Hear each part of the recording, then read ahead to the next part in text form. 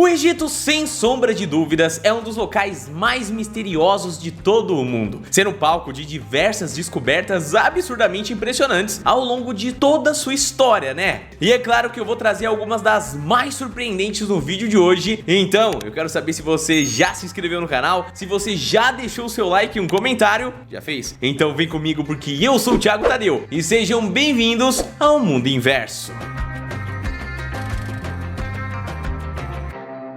Alguns pesquisadores estavam ali no Egito fazendo varreduras com auxílio de radares de última geração, quando eles se depararam com algo inimaginável. Isso porque as varreduras estavam sendo feitas por pesquisadores da geologia, que tentavam encontrar canais cavernosos ali subterrâneos por onde corria a passagem de água. Porém, eles acabaram sem querer se deparando com uma das descobertas, digamos que mais impressionantes de suas carreiras, viu? Essa descoberta foi feita ali no ano de 1922 e os geólogos encontraram uma estrutura que havia sido nitidamente feita por seres humanos. Uma equipe de arqueólogos liderada por Howard Carter ficaram encarregados de encontrar e acessar os conteúdos dessa espécie de tumba feita por humanos, viu? Aonde eles encontraram diversos tesouros, incluindo até mesmo a máscara de morte do faraó Tutankhamon, que foi colocado em seu rosto durante o ritual deles de funeral, antes dele ser selado com ela em sua tumba. Esse, sem sombra de dúvidas, é um dos itens de valor cultural mais alto que já foi encontrado no Antigo Egito. Bom, o Rei Garoto, como Tutankhamon é chamado por muitos arqueólogos e historiadores, ganhou esse nome justamente por ele ter tido uma morte prematura, que ocorreu ali quando ele ainda era apenas um adolescente. Durante o seu reinado, Tutankhamon ficou conhecido por ter se dedicado para a restauração dos valores politeístas ao Egito, algo que havia sido interrompido durante o reinado do seu pai, o faraó Akhenaten, que deu início ali a uma revolução religiosa que tinha a adoração do deus Atum como seu principal. Um detalhe curioso sobre essa descoberta é que quando ela foi realizada, diversas lendas e rumores começaram a surgir e traziam a ideia de que ao abrir a tumba de Tutankhamon, os arqueólogos estariam liberando uma maldição terrível no mundo. Esses rumores diziam que os arqueólogos responsáveis pelo achado estavam falecendo em datas com intervalos de tempo iguais, porém isso ocorreu apenas com duas das pessoas que estavam presentes nisso daí. Os demais que tiveram suas vidas perdidas foram em tempo bem diferente um dos outros, e a grande maioria dos responsáveis pelo achado faleceram de causas naturais na velhice. Então,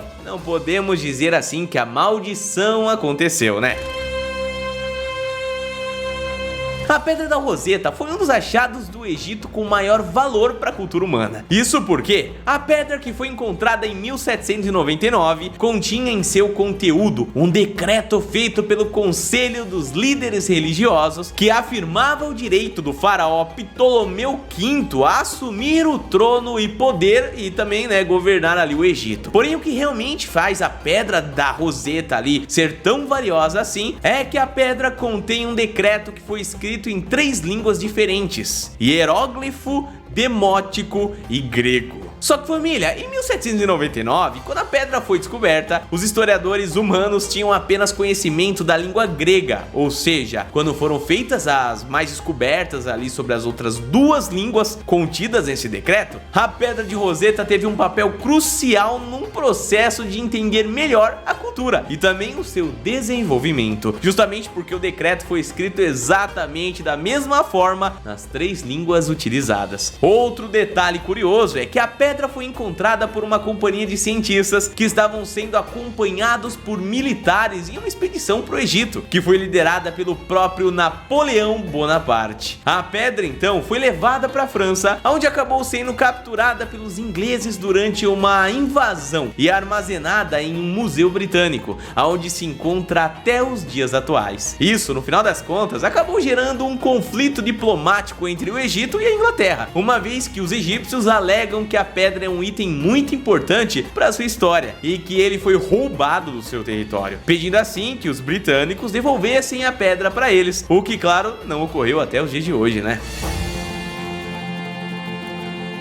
Bom, no nosso dia a dia, mesmo que depois que os celulares tenham tomado grande parte das suas funções, nós ainda vivemos cercados de papel, né? Seja na forma de agendas, livros ou até mesmo embalagens. Esse item cotidiano é algo tão comum para nós que é normal que a gente acabe esquecendo de lembrar o quão cruciais eles são para o desenvolvimento intelectual da nossa espécie, principalmente na transmissão de informações, né, e de registros históricos. Porém, caso você não saiba, o papel teve a sua origem na forma de uma planta muito crucial no Egito, chamada de papiro. No Egito, essa planta é abundante, fazendo com que ela se tornasse uma matéria-prima muito importante para uma diversidade de processos, que iam desde a criação de cordas até a produção dos pergaminhos de papiro. Graças à invenção do papel de papiro, que era uma matéria de muita qualidade, tanto na sua maleabilidade quanto na sensibilidade de absorção e capacidade de preservação da tinta, a humanidade passou a ter os seus primeiros registros históricos que seriam preservados por milênios. O mais curioso sobre isso é que o papiro era tão eficiente e fácil de ser produzido que não demorou para que o Egito passasse a exportar os seus pergaminhos para outras nações do mundo antigo, como a Grécia, onde o papiro se tornou a principal corrente de transmissão de informação, a Biblioteca de Alexandria.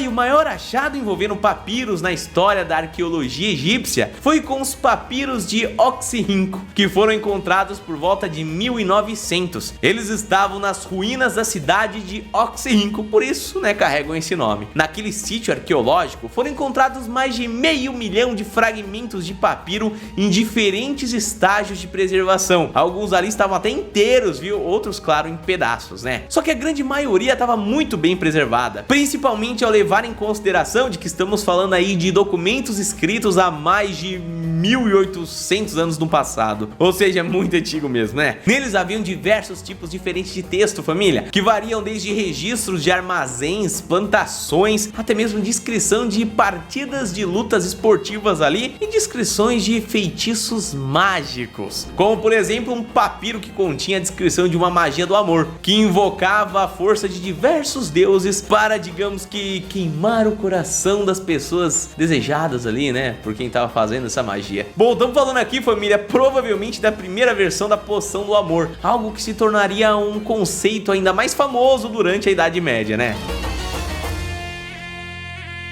Hoje em dia é extremamente comum que todos saibam que na religião dos egípcios os deuses assumiram uma forma antropomórfica ali, né? Uma característica que não era só presente na sua cultura, aliás. A ideia de entidades que misturam animais com partes de corpos humanos estão presentes em muitas mitologias do passado, como a grega, romana e algumas culturas pré-colombianas. De acordo com algumas teorias que podem supostamente ser reforçadas com algumas evidências arqueológicas, a ideia de misturar esses elementos podem na realidade ter vindo de espécies muito mais antigas e raras, que viviam ainda presentes naquela época, né? Mas foram extintas antes de serem registradas. Digo, bom, essa espécie pode ter passado por esse processo até mesmo antes ou durante a formação do Egito, tendo suas lendas passadas entre as gerações de maneira oral, antes, claro, do surgimento dos papiros, sendo ali transformadas em divindades conforme o telefone sem fio as transformava com o tempo. Até mesmo em muitas escritas encontradas em interiores de tumbas, a demonstração de figuras animalescas e até mesmo monstruosas de animais que a gente conhece de outras partes do mundo. Logo, família, pode ser que no antigo deserto do Saara haviam ali algumas criaturas muito estranhas que acabaram sendo extintas pelos povos nativos da região, que os transformaram em lendas. O mesmo pode ter acontecido com outros locais do mundo, onde povos desenvolveram a mesma lógica para suas divindades. Porém, até a gente encontrar ali um fóssil bem claro que confirme essa ideia, bom, ela vai permanecer uma teoria, né? Mas sem sombra de dúvidas, seria uma descoberta muito interessante, não acham?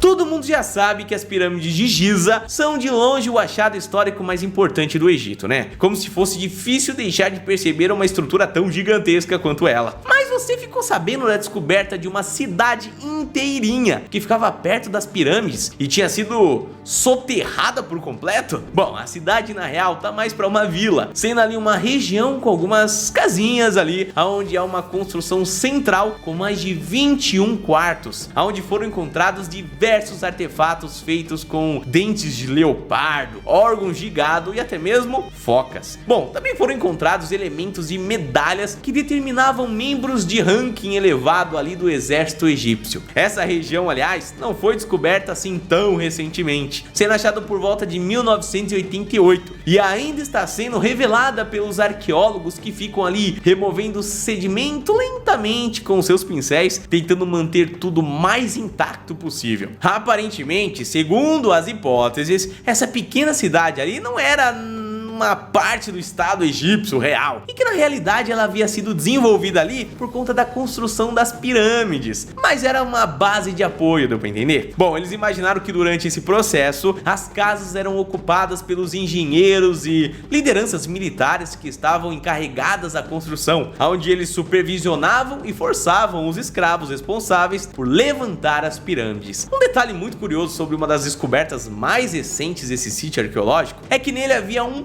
porto, que provavelmente era utilizado para trazer suprimentos como água, alimentos, enfim, para manter, claro, os trabalhadores vivos. Porém, também a possibilidade da água ter sido utilizada no processo de transporte das imensas pedras cortadas, que foram usadas para levantar as pirâmides, o que explicaria muito como os egípcios conseguiram mover pedras tão grandes de jazidas distantes, né?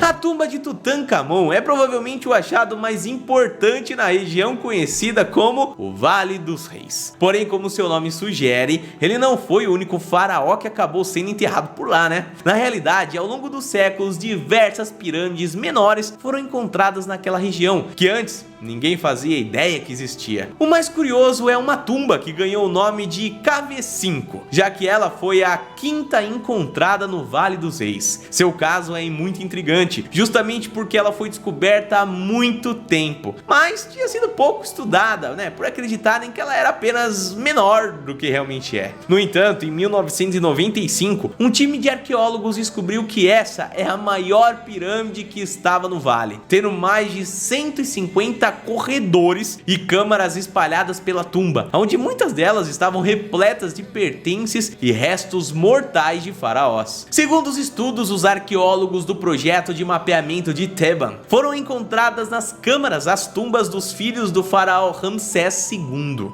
De acordo com o seu texto, pelo menos 6 filhos do faraó Ramsés foram encontrados na KV5. Nas paredes foram encontradas mais de 20 representações dos filhos, porém podem haver ainda mais filhos enterrados no local. Vale lembrar, família, que provavelmente a maioria desses filhos eram bebês quando foram enterrados ali, né? Uma vez que a diminuição da taxa de mortalidade infantil vai ser algo que a humanidade apenas resolveria a partir dos séculos 20 e 21, algo que ainda está em processo de ser resolvido em diversos países pelo mundo, não é mesmo? Bom, meus queridos, o vídeo de hoje vai ficando por aqui. Eu quero que você deixe a sua opinião aqui nos comentários de qual dessas descobertas você mais gostou de conhecer. A gente se vê no próximo vídeo então. Um abraço, fica bem e até a próxima. Valeu!